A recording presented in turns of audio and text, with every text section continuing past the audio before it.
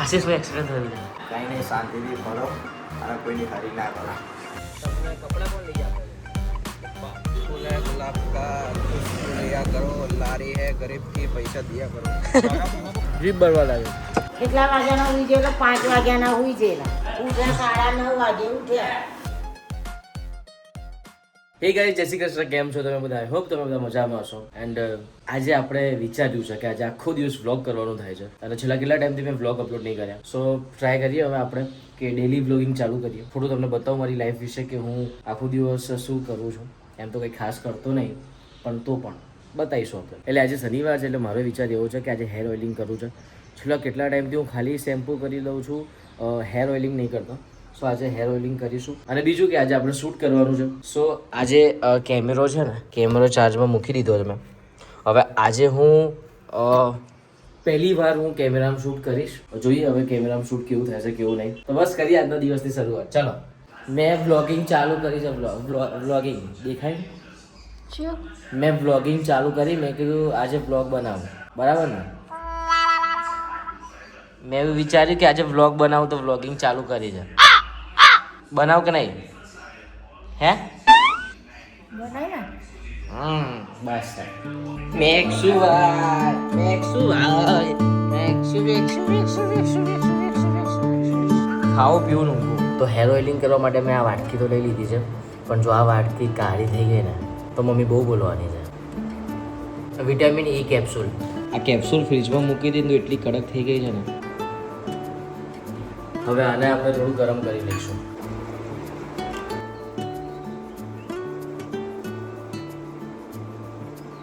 વાળ જોઈને તમને લાગતું જશે કે ઓઇલિંગ થઈ ગયું છે. અને હવે હું ઉપર જઈશ. હું ઉપર જઈશ ને ત્યારે મેક્સ માર પાછા કચડાતો જોજો.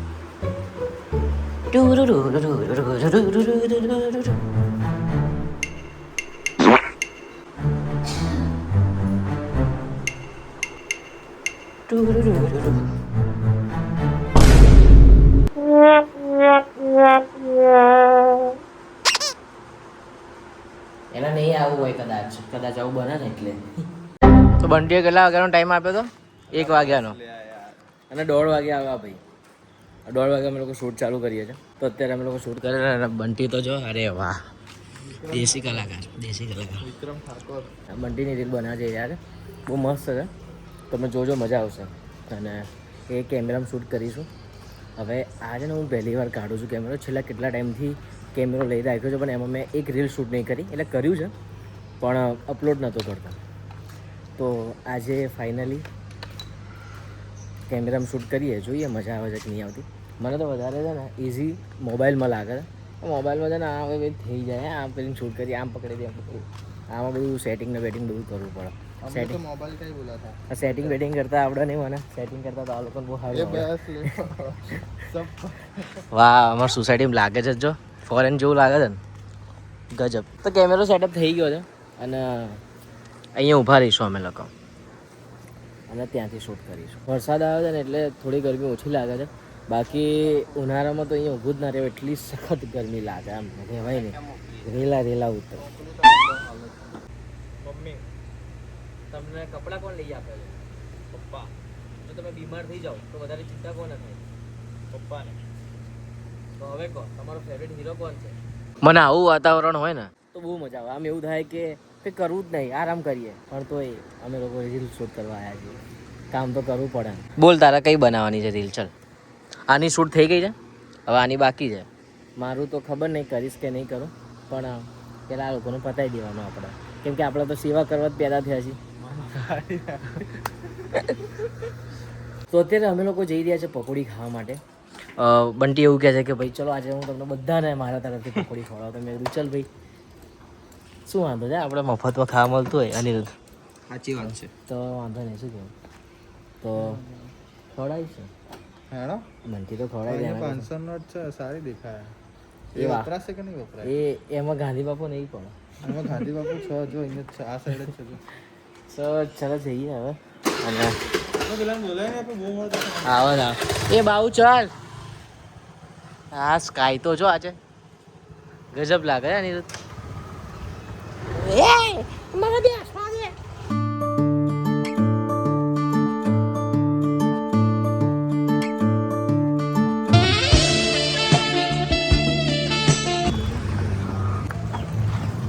કેમનું છે કાકા?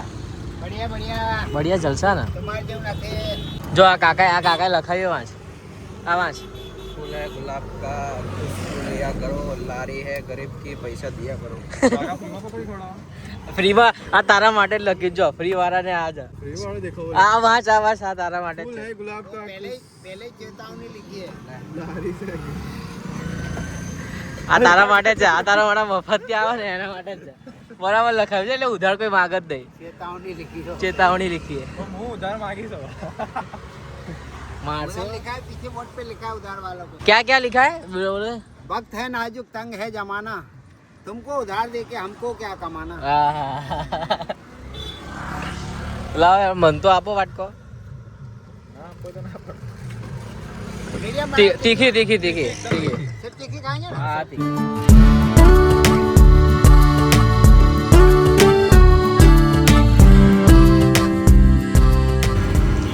અમારા એરિયાની સૌથી ફેમસ પકોડી છે આ કાકાની. કેટલા વર્ષથી તમે બનાવો છો? તમે ગમે તેટલી પકોડી ખાઓ પણ છેલ્લે આ મસાલાવાળી પકોડી ના ખાઓ તો કંઈક છૂટતું હોય એવું લાગે. શું કેવું? એટલે કાકાએ જે તીખી પકોડી બનાવી છે ને જીભ બરવા લાગે. પણ પકોડીની મજા તો તીખી હોય ને ત્યારે જ આવે.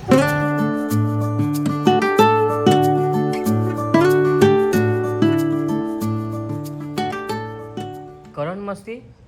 વિડીયો ચાલુ કર્યો ત્યારે બંધ કરી નાખ્યો. એ આ ત્રણ ના.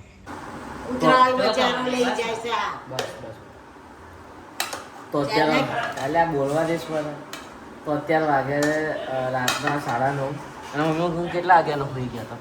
કેટલા વાગ્યાના ઉઈ ગયેલા? 5 વાગ્યાના ઉઈ ગયેલા. ઉઠ્યા 9:30 વાગે ઉઠ્યા. 5 વાગ્યાનો સુઈ ગયો તો હું ઉઠ્યો રાત્રે 9:30.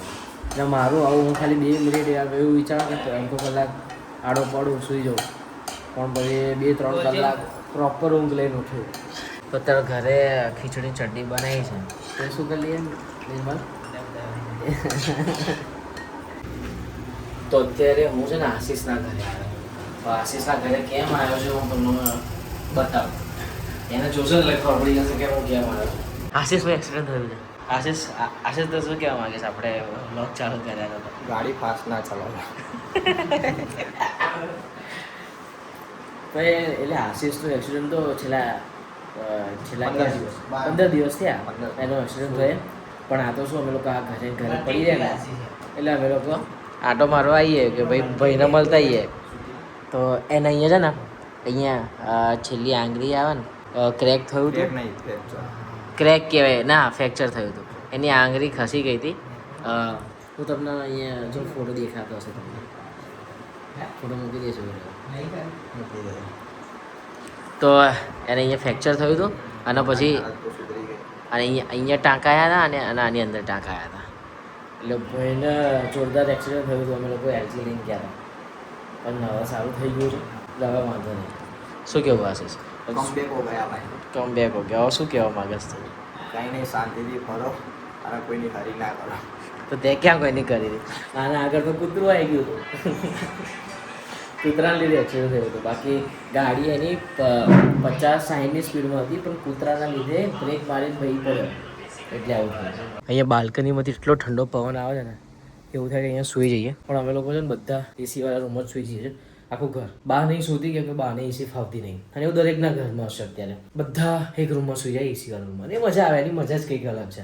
એસી તો ઠીક છે પણ એસીના બહાને બધા ભેગા સૂવાની મજા આવે. અને સૂતા પહેલાં જે કલાક અડધો કલાક જે વાતો ચાલે ને એમાં મજા આવે. સો બસ આજનો આપણો દિવસ આવો રહ્યો.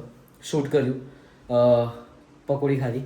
આમ તો જીમ મારું ચાલુ છે ને એટલે હું બહારનું અવોઇડ કરું છું પણ ક્યારેક ક્યારેક ખવાઈ જ જાય છે. તો બસ આજના આ બ્લોગને આપણે અહીંયા જ એન્ડ કરીએ છીએ. મળીએ કાલે એક નવા બ્લોગ સાથે. અને હવે ટ્રાય કરું છું કે હું કન્ટિન્યુ યુટ્યુબ કરું, એમાં પણ વ્લોગ્સ ને બધું મૂકું, તમને પણ યુટ્યુબમાં પણ મજા કરાવું. તો બસ મળીએ એક નવા બ્લોગ સાથે. ત્યાં સુધી જય મોગલમાં, જય મેરડીમાં. બાય.